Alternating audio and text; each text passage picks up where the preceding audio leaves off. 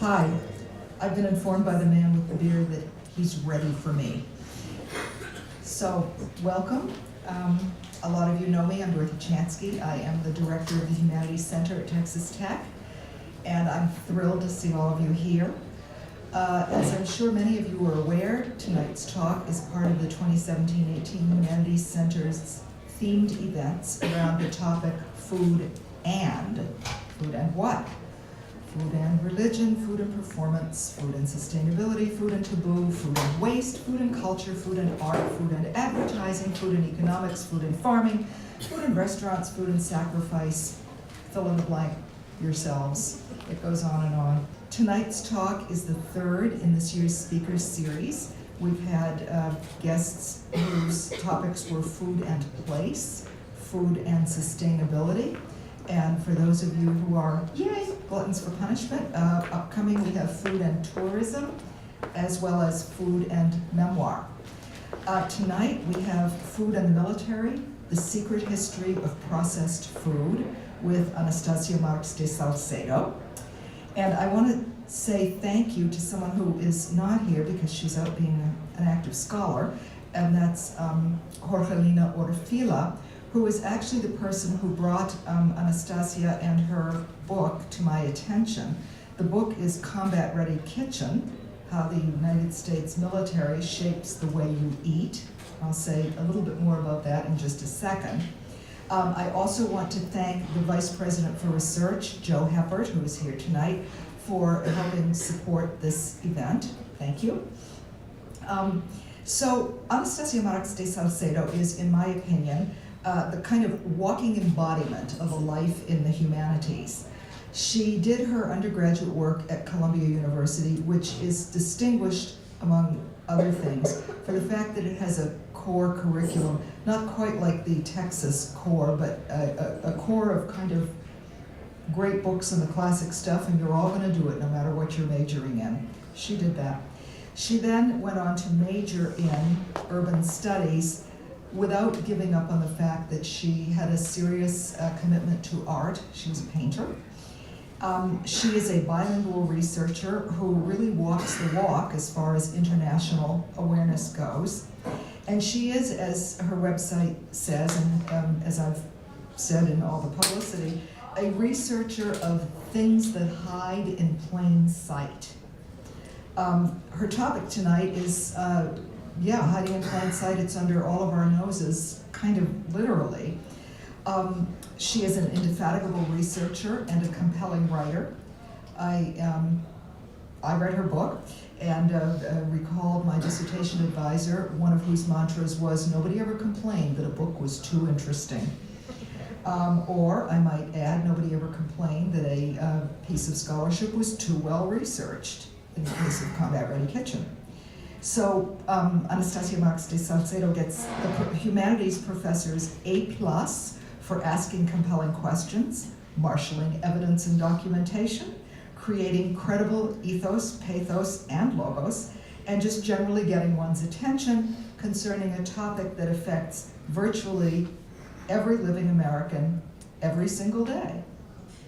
And without further ado, let us welcome Anastasia Marx de Salcedo.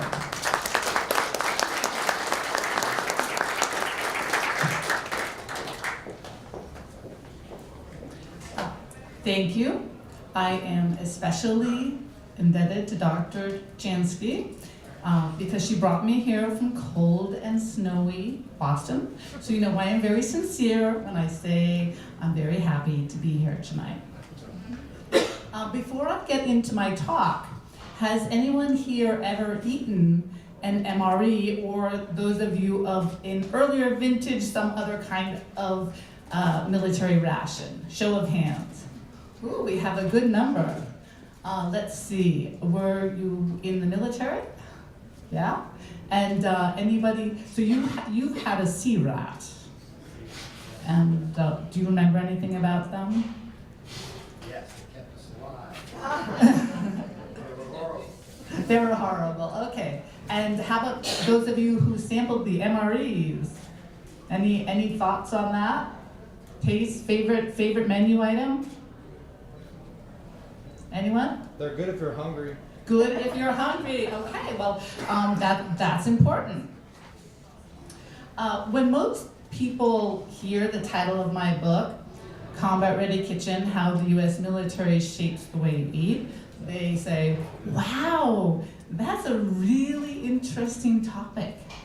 And then they look at me and they say, how did you get into that?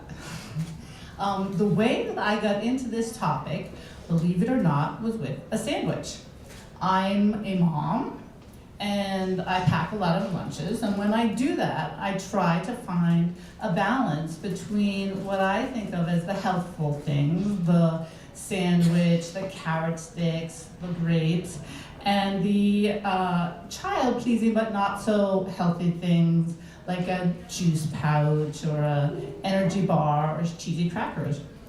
So one day when I was making my kids sandwiches, and I may have been a little bit caffeine deprived and a little grumpier than usual, I started thinking, geez, the ingredients in this sandwich, the bread, the packaged deli meat, the cheese, the mayonnaise, they're really no fresher nor healthier than the things in packages alongside them.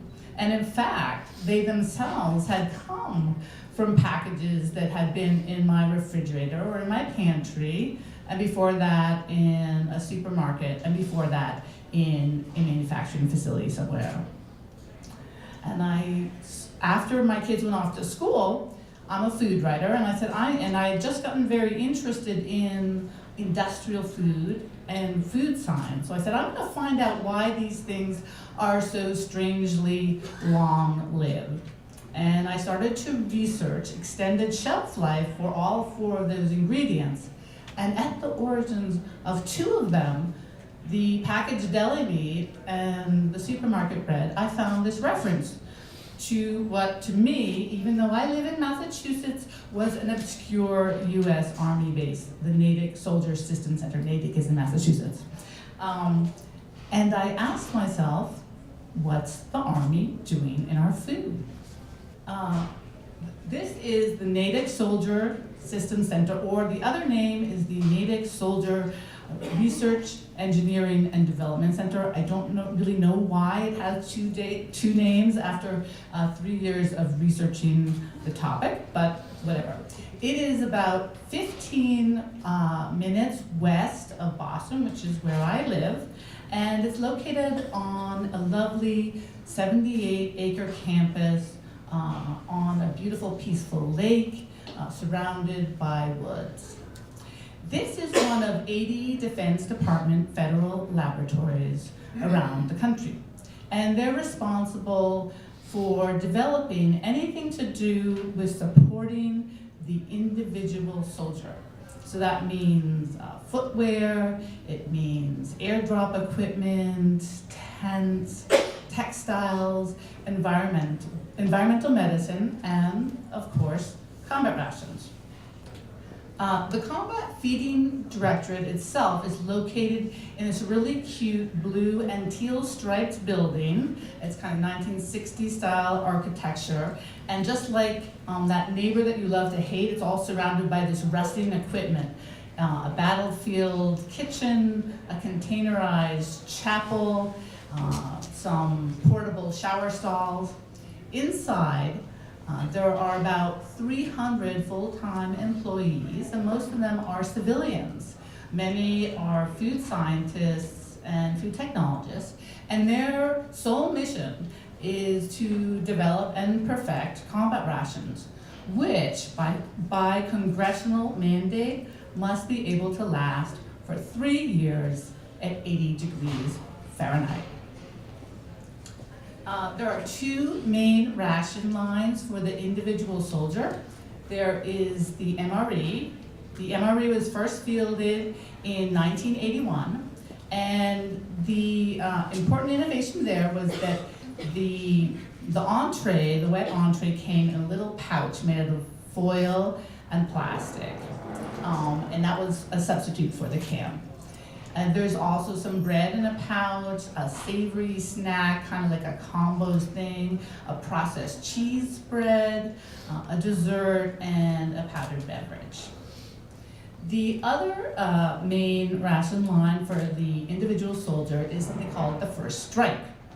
And it was actually developed during the wars with Afghanistan and Iraq, when commanding officers noticed that soldiers were doing what they called field stripping the MREs. And what that is they were going through the MRE and throwing out the things they didn't like and taking only the snack items with them into the field. The MRE is designed to have full nutrition, so that meant they weren't getting full nutrition. So the Army decided to go back to the drawing boards and come up with what they call a grazing ration. And it is, or an assault ration, and it's composed entirely of snacky items. So you have a 3-year shelf-stable sandwich, 3-year shelf-stable wraps, 3-year shelf-stable pizza, you have jerky, energy bars, a bit of candy, and again, the powdered beverage. I don't think that this says anything particularly good about us, but combat rations actually go back to the very beginning of human history. So what I want to do is bring you through an extremely abbreviated tour of some of the world's major warrior cultures and their rations. The first recorded war was in ancient Sumer, 3,500 to 2,200 BC. And that actually took place in the very same global hotspot that's been keeping us busy for the past few decades. The city-states of ancient Sumer were pretty much constantly at each other's throats for 1,000 years. And that actually gave rise to some very nasty weaponry, such as the sickle sword and the battle axe, and I don't want to even think about what those things did. It also gave rise to the world's first combat rations. But the city-states were really close to each other, sometimes about 12 miles apart, and soldiers could really have just gone home for lunch if they wanted to. So the combat rations were pretty rudimentary. Barley cake with a little bit of green onion to flavor it, and beer, and the Sumerians were very fond of beer. They actually dedicated 60% of their crops to its production. Our next stop is ancient Egypt, and that is 3,200 to 1,000 BC. And this civilization amassed a really huge territory, some 400,000 square miles. And they actually invented a military profession, the quartermaster, to supply them. Their rations are very similar to those of the Sumerians, except with the addition of a preserved protein, which was dried fish, and that also formed part of the soldiers' wages. My last stop on our super abbreviated tour is going to be ancient Rome. That is 509 BC to 479 AD. And this is where the ration story takes a bit more of a tasty twist, because the Roman legionnaires were responsible for spreading far and wide their taste for salume, which is cured pork products.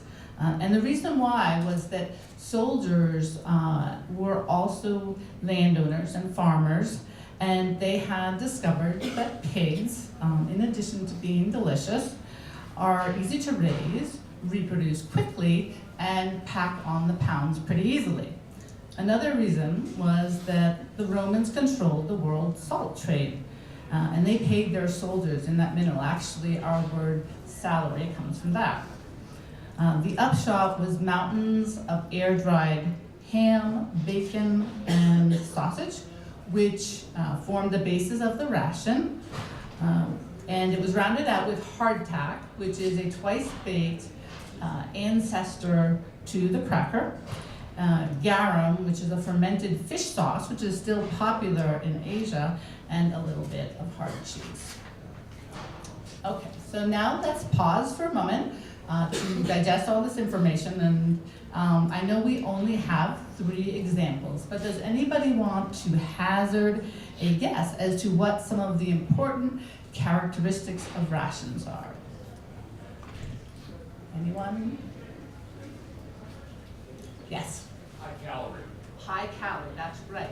Nutritionally dense is one of the important characteristics of rations. Anyone else?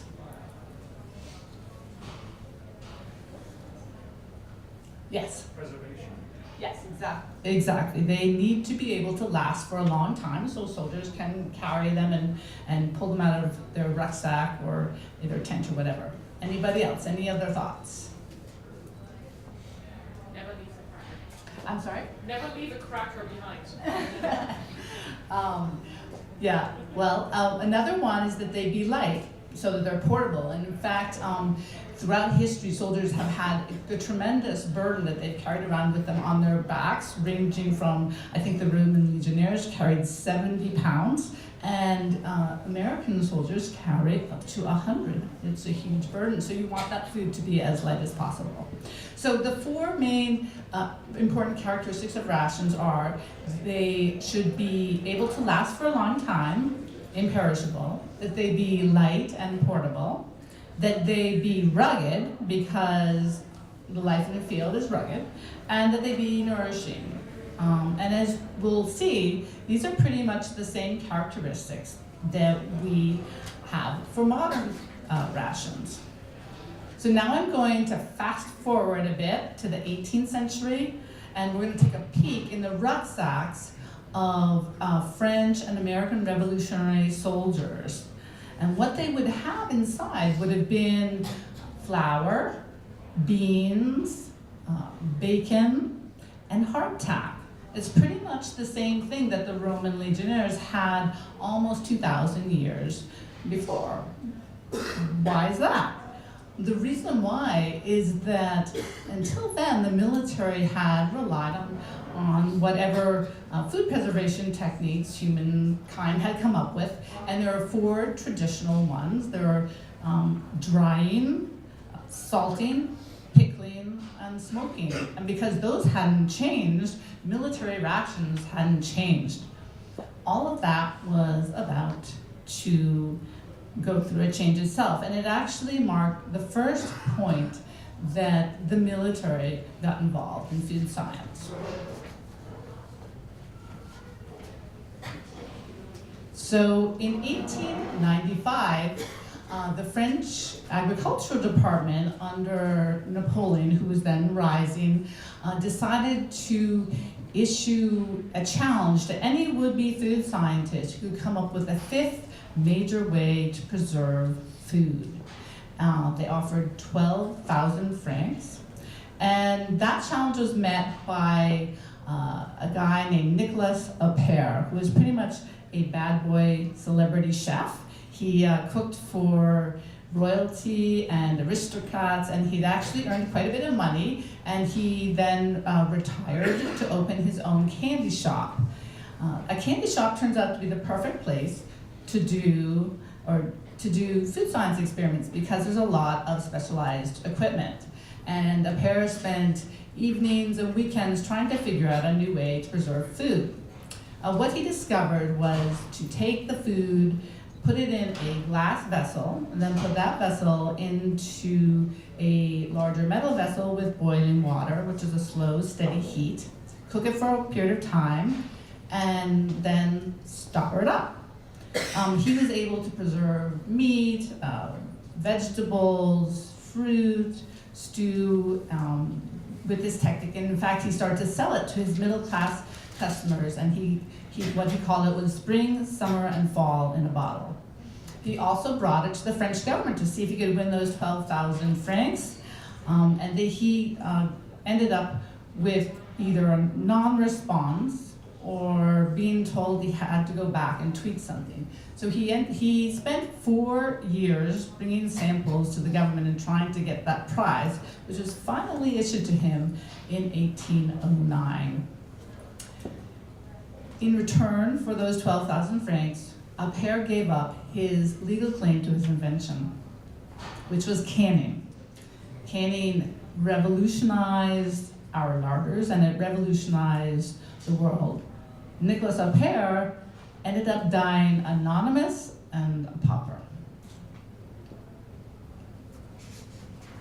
And I think that maybe there's a lesson about government contracting there, but I'm not sure what that is.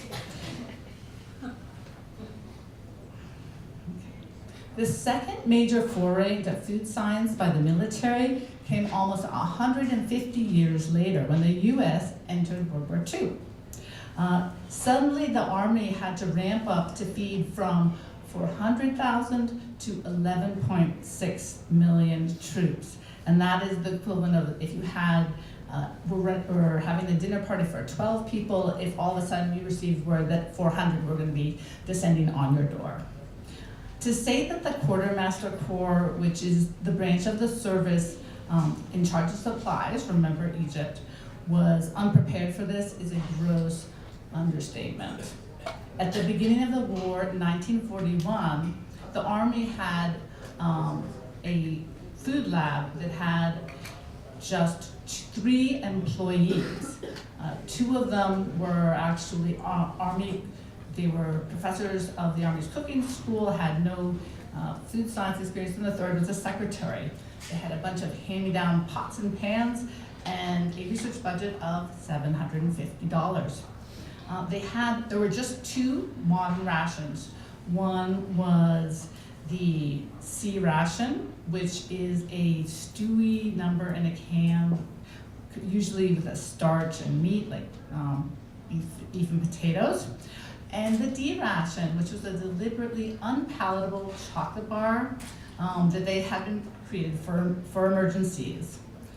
And these rations, when they were shipped all around the globe, didn't fare very well. The food spoiled, it molded, and deteriorated. The packaging fell apart or rusted. And it was so bad at times that the soldiers refused to eat it, and it may have contributed to one of the war's worst defeats, the Bataan March. So to deal with this crisis, the Quartermaster Corps put together the biggest food science and packaging program ever seen. By 1945, this little 3-person lab had expanded to 300 people.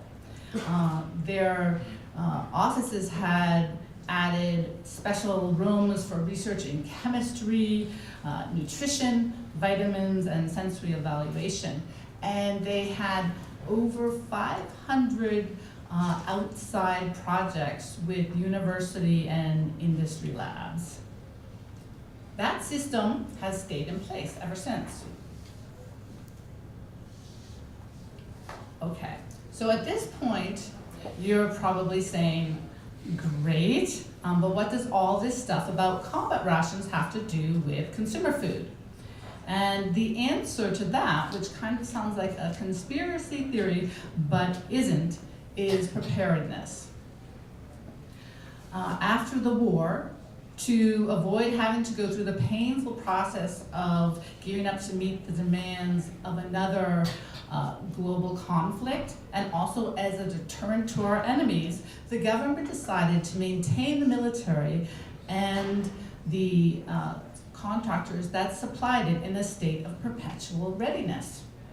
So that means that the Army, if we apply that to subsistence, actually has a mandate to get the food science that it develops for combat rations into consumer food items. And that's because in case of World War III, they want to be able to ask ADM or Hormel or Kraft to convert their production line to manufacturing rations. All right, so now we're going to go back to my sandwich story from the very beginning of the talk. And here is my daughter on her way to school. And here's her lunchbox. So I'm going to unpack this for military influences. And now is a very good time for you to get a treat that we have that has to do with my first story. You'll have to share because it's not enough for everybody. All right.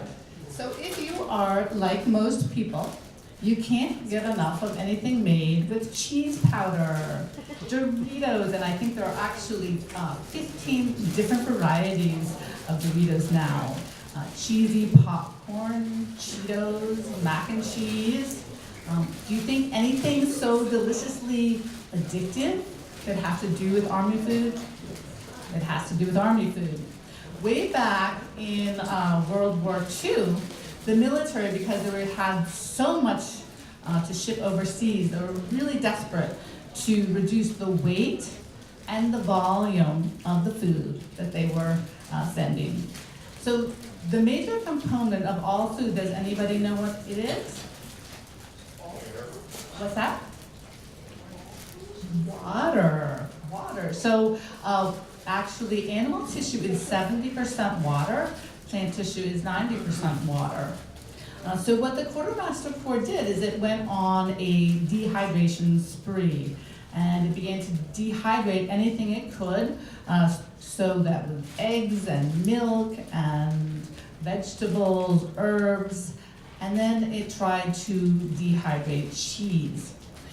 There's a problem with that. Cheese doesn't actually have an internal structure, so when they did that, the cheese turned into dust. But they were resourceful, and they took the dust and they packed it into little tins, and they sent it overseas, where army cooks began to use the dust in entrees, in side dishes, and in sauces. So after the end of the war, a whole cheese dehydration industry had sprung up, and that was based in Wisconsin, where American cheddar is made. And after the war, it no longer had a customer.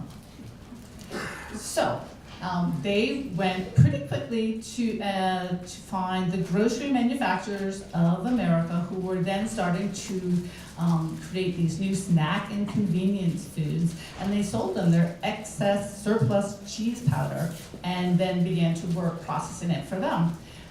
So right in the late 1940s, all sorts of new foods appeared, including the Cheeto was one of the very first. And the way you make a Cheeto is that you get some corn dough, you push it through an extruder, which is a special machine that under high pressure it puffs up, and you spray it with hot oil, and then you dust it with delicious golden cheese powder. Have you ever noticed that home or bakery bread goes stale within a day or so? In fact, traditional bread starts to stale literally the minute it comes out of the oven, because the starch complexes reform with cooling.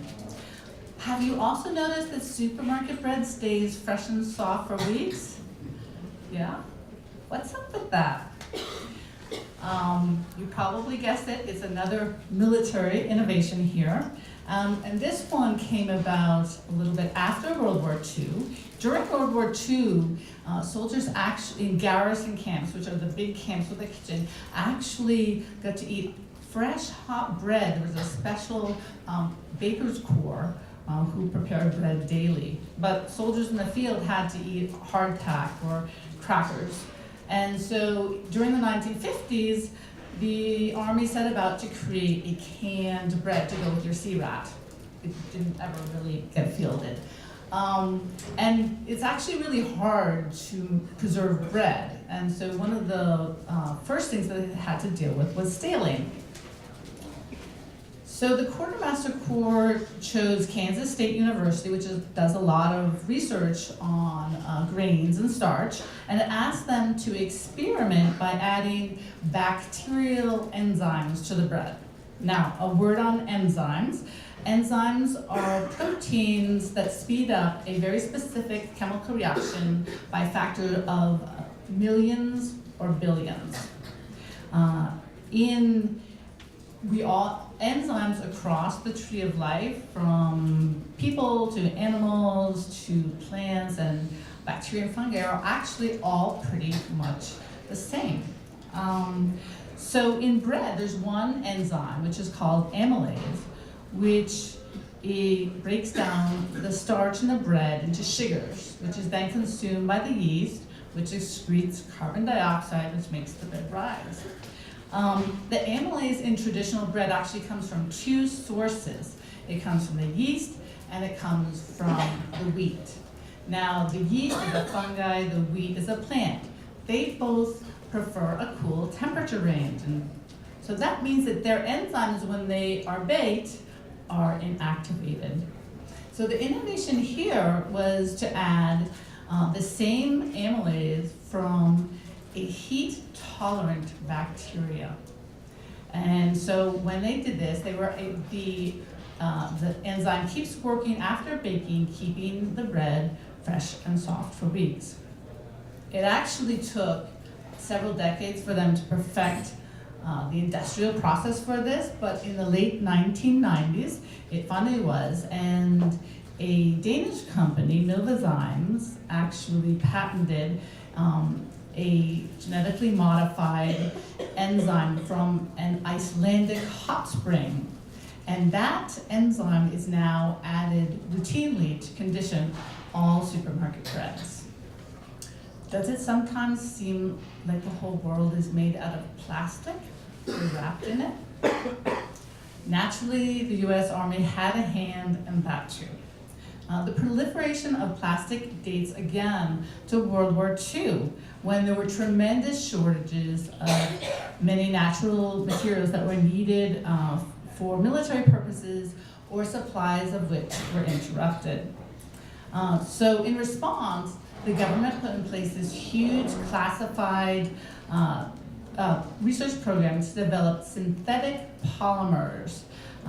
This was centered at the Polytechnic Institute of Brooklyn, which is now part of NYU, Dr. Chansky's alma mater.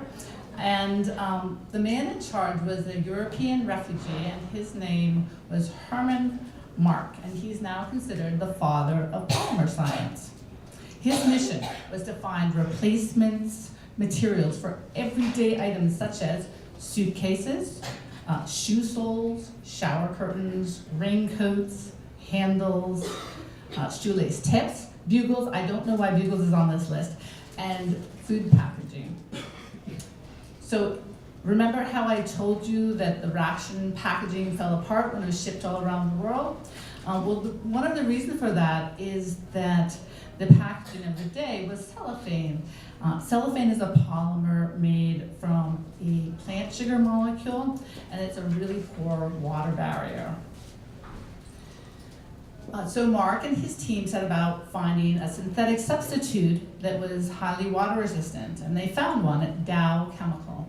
Dow had recently and accidentally discovered something called the saran polymer when it was trying to create a dry cleaning fluid. And they had started using saran to spray on equipment that was being shipped on open decks overseas to waterproof it, but they couldn't figure out how to use it for other types of applications. So Mark and his team of chemists figured out how to make saran into a film, and without having it get brittle and discolored with aging and sunlight. And Dow was so excited by this breakthrough that pretty much the moment that the end of the war became imminent, which is on April 30th, 1945, the day that Hitler committed suicide, it rushed to the patent office to take out a patent on it. Shortly thereafter, saran wrap appeared in institutional and restaurant kitchens, and a little bit later in our kitchens, where it stayed ever since. So how many of you have an energy bar at home, at work, or on you right now? Hands. Whoa, okay. So has anybody ever wondered why this relatively recent food became so common? I have, and I think you probably know where this is gonna go. The energy bar is actually the result of over a century's search to find an emergency ration that is small, light, and nutritionally dense. It started back at the turn of the 20th century with chocolate, which the German army had started giving to men instead of alcoholic spirits during long marches and grueling labor. So the American army followed suit, but they quickly discovered two things. one, chocolate is delicious, and two, men won't save it for an emergency. So that was sort of a problem. So they set out to make it taste less good. And they actually swung the pendulum in the other direction by adding oat flour and egg protein. And so when they tried to taste test these bars, they sent a bunch of men to the woods with them, and they tried one bar and then refused to eat them. And then I'm quoting from a period scientific journal, began begging for food from the other campsites. So the deliberately unpalatable chocolate project got very much backburnered and didn't get hauled out again until just before World War II. And it was actually by one of these two guys, the Army cooks, who started the research lab. And so he went back to the recipe and he tweaked it a little bit, and then he went to Hershey and he asked them to produce it. This was the D ration, and it's gone to war in soldiers' pockets in every major conflict of the 20th and 21st century. But meanwhile, the energy bar actually went off on a different path, and just as the cheese dehydration industry was left high and dry by the end of World War II, there was a freeze dehydration industry, which actually worked on preserving blood products for battlefield medics. And of course, after the war, there was very little need for this. And the Army tried to think about other uses for the equipment, and they thought maybe it could be used to preserve food. They did a bunch of research in the 50s, and not terribly successful, but they came up with this completely harebrained feeding scheme, harebrained in my opinion anyway, which was to have just a system of freeze-dried food bars. So that's all you would eat. In the morning you get up and eat a freeze-dried cereal bar or a freeze-dried eggs and bacon bar. For lunch you'd have a freeze-dried pea soup bar, freeze-dried macaroni and cheese. My favorite part of this is that they were also going to issue a little booklet of laminated condiments, the exact same size of the bars, to put on top, so you could have this little sheet of ketchup or jam or soy sauce. Anyway, so this system never got fielded for soldiers. But when NASA was working with the Natick Center in the late 1950s to come up with a way to feed astronauts, Natick trotted it out, looking for a customer, and NASA bought it. So it's actually pretty good for astronauts because freeze-dried food is extremely light, it's nutritious, and it's safe. But there was one twist, which is that the bars could be dangerous in space because zero-gravity crumbs can either choke astronauts or clog the console. So they turned the bars into little bite-sized cubes. And that actually went up on the first manned space flights in the early 1960s. The astronauts hated them. First of all, freeze-dried food actually subtracts moisture from your mouth. So they ended up with a major case of dry mouth. Not only that, it made them constipated, it gave them indigestion and generalized malaise. However, because they were so very effective for the space program, the astronauts continued to have to eat freeze-dried foods throughout the 1960s. But in the meantime, Natick looked around for a plan B, and they found one in the pet food aisle of the local supermarket. It was a shelf-stable dog food patty called the Gainsburger. So the Gainsburger actually took this really new theory about how water behaves in food and applied it to making something that was moist and chewy at room temperature but could still was safe and could be used, stored in regular packaging. This is something called water activity, which figured out that a lot of the water in food is actually chemically bound to food molecules, so you don't have to worry about the leftover molecules, and that means you can keep it moister than you think. So Natick asked General Foods to apply their new approach to people food, and they also asked a couple of MIT researchers to figure out the theoretical backbone to predicting and controlling water activity. They were successful, and in 1971, the very first soft and chewy apricot bar went up into space and was eaten by astronauts on the Apollo 15 mission. Right after that, the contractor on that project went to all of the major cereal manufacturers to help them make their own bars.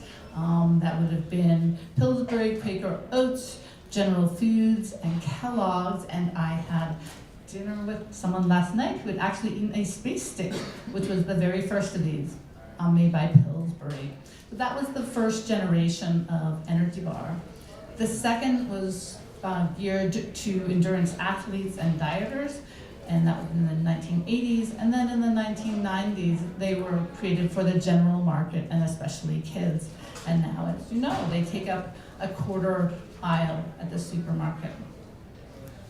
Okay, for my last food story, I'm going to knock the McRib off its perch. This air-sat baby back is actually a restructured meat product, and it came out of a 1960s project by the Natick Center to reduce the cost of the Army's meat bill by 60%. This was made possible because the supermarket industry and meat industry had finally adopted a World War I and World War II military innovation, which does not sound like an innovation to us, but it was cutting the meat off the bone at the point of slaughter and putting it in a box instead of shipping out whole carcasses. So now that the Army could buy its meat in boxes and order specific cuts, it decided to make a change. It was going to buy steaks for everybody. No. It decided to buy the cheapest cuts it could find and figure out a way to make them look like steaks. Something that they called fabricated meats. This project, again, it took the better part of a decade to figure out, and there were 4 major technological innovations, starting from the flaking machine to create a little piece of meat, the invention of meat glue by their collaborator, Oscar Mayer, an improved understanding of how muscle fibers work in live and dead animals, and then finally the discovery by the Natick Center that the addition of phosphate helped to keep these new fabricated meats nice and juicy. By the mid-1970s, they were actually feeding men and women in the field on these fabricated meats. There was a fabricated beef steak, a fabricated veal steak, fabricated pork chop, and a fabricated lamb chop. Again, the contractors on this project saw that there was probably some value to be added from making basically something from nothing, and they approached the fast food industry and said, hey, we've got this new technique, would you like to try it out? McDonald's was one of the very first, and with it they developed the McRib, which appeared on the menu in 1981. Now, it's an interesting note is that it was not popular with consumers, and McDonald's actually had to give it away to get people to try it. That changed, of course, over time. And the restructured meat technique quickly spread into the consumer products industry, where companies started making little meat nuggets, meat cutlets, and meat patties. So now, if you buy that kind of meat that looks all nice and perfectly shaped, that is a restructured meat product. An interesting thing is that because this technique reduced the cost of meat, we Americans have actually increased the amount of meat that we eat by 60 pounds per person since the 1950s. All right, so my list goes on, and in my book, I bring the reader on a supermarket tour, and in it, I estimate that if we removed every item that had a military origin or an influence, that the supermarket would be half empty. So what, you might ask? So fair enough, but I think that there are a few reasons why we might not want to eat like special ops all the time. The science for combat rations puts front and center the portability, the imperishability, rugged affordability, and being able to appeal to a broad palette. You'll notice that absent from this list are things like long-term human health and environmental sustainability. So these are intended to be eaten for a short period of time. To achieve their long shelf life, foods often have chemical additives or they have non-food ingredients which are used as quote-unquote shelf life systems. They kind of pass through your body, but we really don't know what the health effects of those are. So some of those, they have what is called generally recognized as safe status from the FDA, but there haven't been a whole lot of studies on their long-term impact on human health. And there have been some recent ones that suggest it may interfere with the gut lining and absorption of nutrients, possibly contributing to things like diabetes and obesity.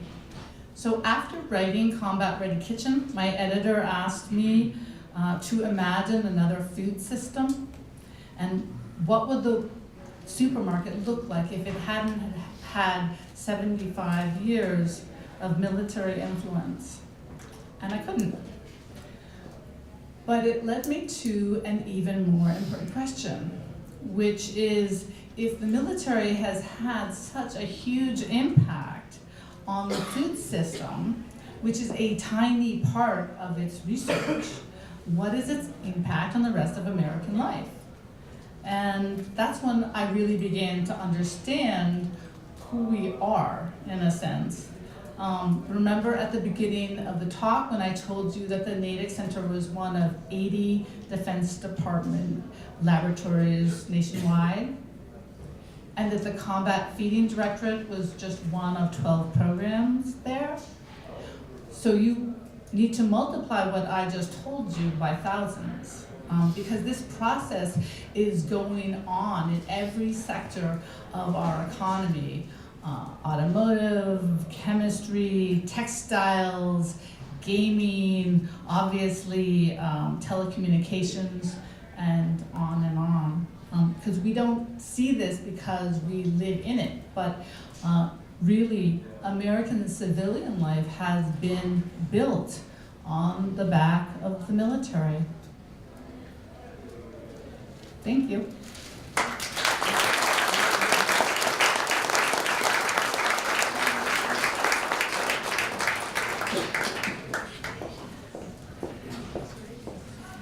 So we have 10 minutes for Q&A, and I'm going to let Anastasia run this herself. And at the end of 10 minutes, I'll indicate that 10 minutes have passed. And we have a reception upstairs in room 309, to which you're all invited. And take it away. All right, so questions. Do you want to shout it out loud or? Yeah, I'm Julie Searles. I'm a student in PSS 1411, section 001 with Dr. L. I'm Julie Searles. I'm in Dr. L. PSS 1411, section 001. And I was wondering, after finding out all of this, if you still put those food items in your kids' lunch.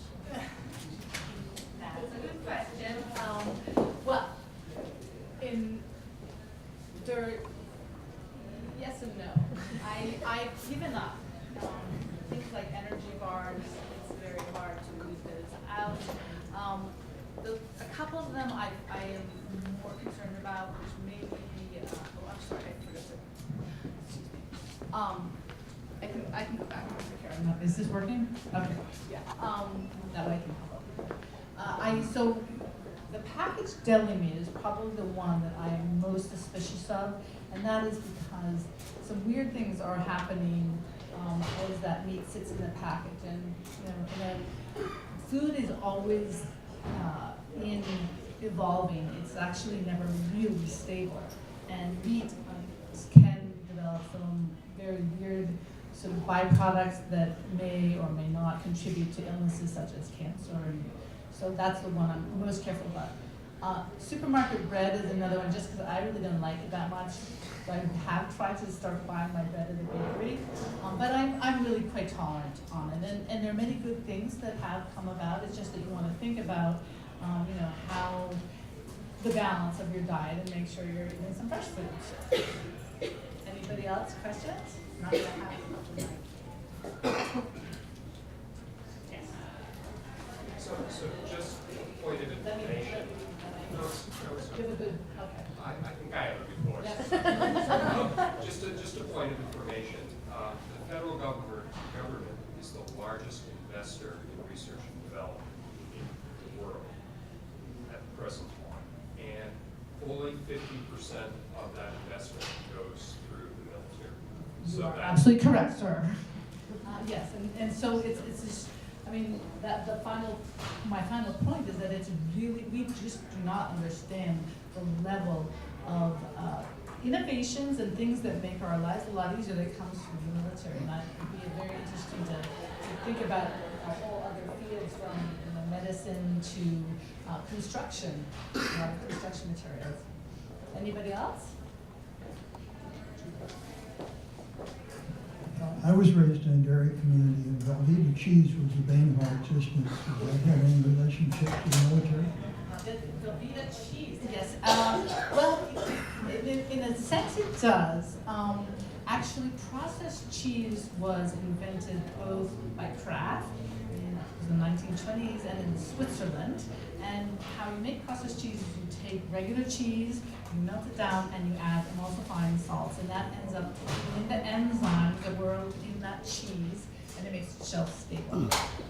So the military impact here is that the U.S. Army was the first big customer and probably introduced processed cheese to millions of soldiers in World War I, and by World War II it was part of every ration. So there is definitely a relationship there. Anyone else?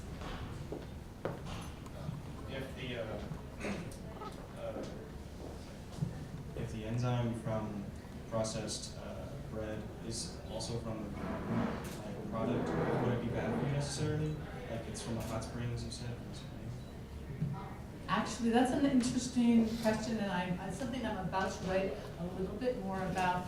And there's a whole movement afoot, which we consumers are unaware of, to replace a lot of the functional additives in food with things that have been really secreted by bacteria and fungi. But these are actually better for us because they achieve the same end, which is a chemical reaction, through a protein.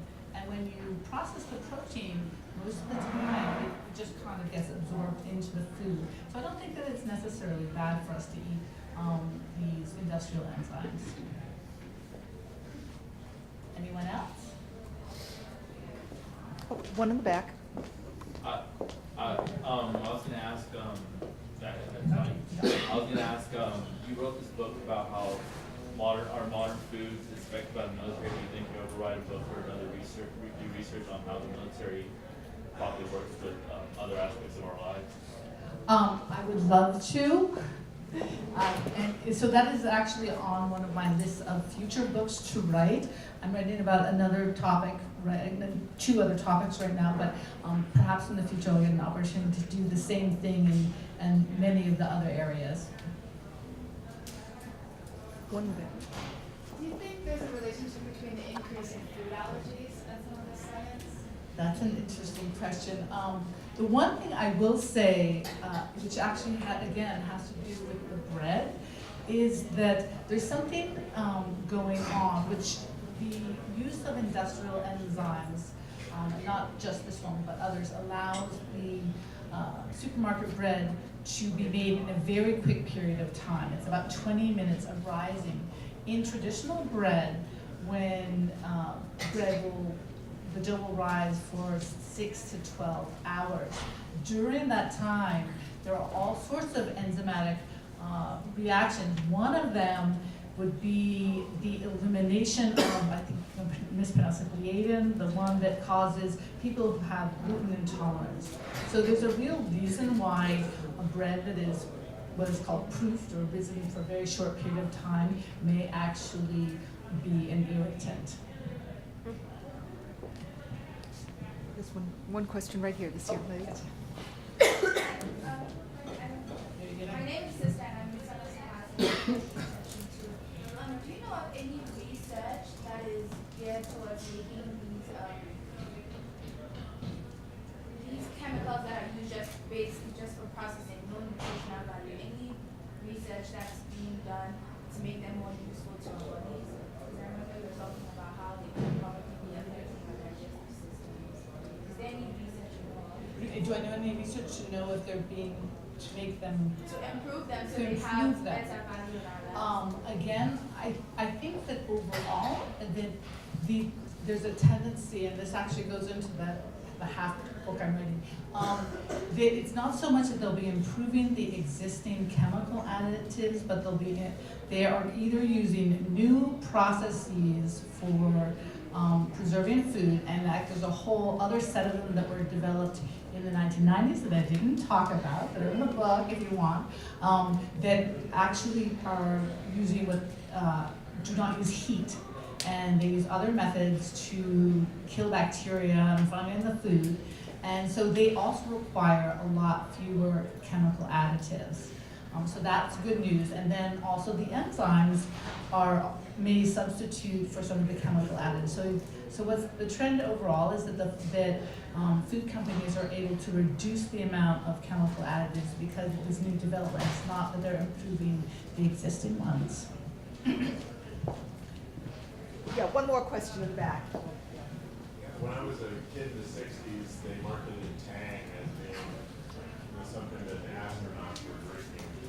I don't recall ever any foods being marketed as what our troops in the field are eating.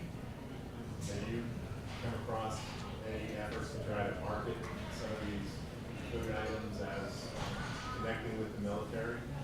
Well, if they mean direct, like a product is directly created by the military and then moving it to consumers. Or is it used by soldiers in the field or by? Well, there was actually a controversy. I think it was in the first decade of the 21st century, maybe 2005, 2006, and the military had developed a new energy bar called the Hoo-Ha bar, and they decided that they would let a private company commercialize it, and there was some sort of, I don't remember exactly the details, but a disagreement about the direction, and the company ended up suing the military, but did not get very far with that. But in general, what happens is that the military does the research with the companies, and there's, again, some of these techniques, new techniques for preserving food they've developed with a consortium with all of the biggest food and packaging companies. Those companies are already just take that idea, that new technology, and they start to make new products with it. And I'll give you an example. This one that I said, high pressure processing, which is a cold sterilization technique, was developed in a consortium, again with Natick and all these companies, and Hormel was one of those companies. There, if you've ever gone into the supermarket and seen the preservative-free deli meats that they sell, those are created with this new military technology.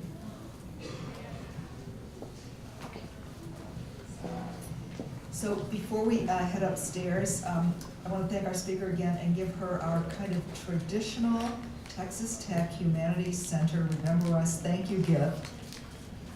You're going to have to open it here.